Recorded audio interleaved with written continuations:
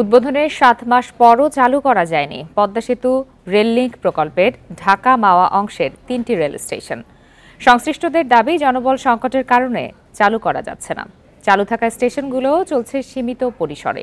ফলে রেলওয়ের আওতায় এসেও ট্রেনে ভ্রমণ থেকে বঞ্চিত মুন্সিগঞ্জ, মাদারীপুর ও শরীয়তপুরের অনেক যাত্রী। এখন জন্ম সনদ দিয়ে খোলো বিকাশ স্টুডেন্ট অ্যাকাউন্ট। নিজের বিকাশ নিজে কর। 2023 সালের 10 অক্টোবর পদ্মা সেতু দিয়ে ট্রেন চলাচল উদ্বোধন করেন প্রধানমন্ত্রী শেখ হাসিনা। সে বছর 1 নভেম্বর ঢাকা খুলনা রুটে শুরু হয় বাণিজ্যিক ট্রেন চলাচল। এরপর ঢাকা ভাঙা রুটের 10টি স্টেশনের মধ্যে সীমিত পরিসরে কম জনবল দিয়ে চালু হয় মাওয়া, পদ্মা, শিবচর সহ 6টি। এখনও চালু করা যায়নি কেরানীগঞ্জ, নিমতলা ও শ্রীনগর স্টেশন। কিন্তু ট্রেনের কারণে অনেক যাত্রীর অসুবিধা হয়, যাতায়াত ঠিক মতন করতে পারে না। আইসা জায়গা স্টেশনও হয়েছে ঠিকই, কিন্তু আমরা এখনো ট্রেনে যাতায়াত করতে পারি না, কারণ এখানে ট্রেন থামেই না ঠিক মতো। যোগাযোগ বিশেষজ্ঞরা বলছেন স্টেশন চালু না হয় এই রেল রুটের পুরোপুরি সুফল মিলছে না।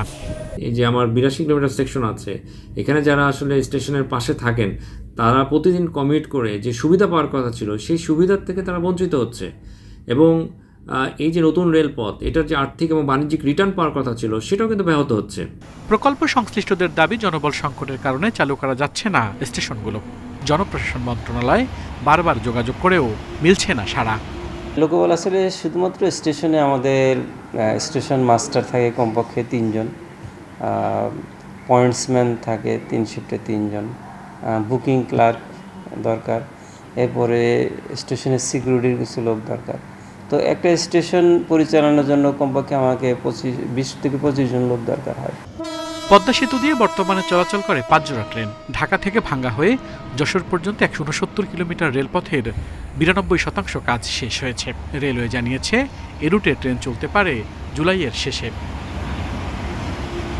আল আমিন হোসেন, ইন্ডিপেন্ডেন্ট নিউজ, ঢাকা।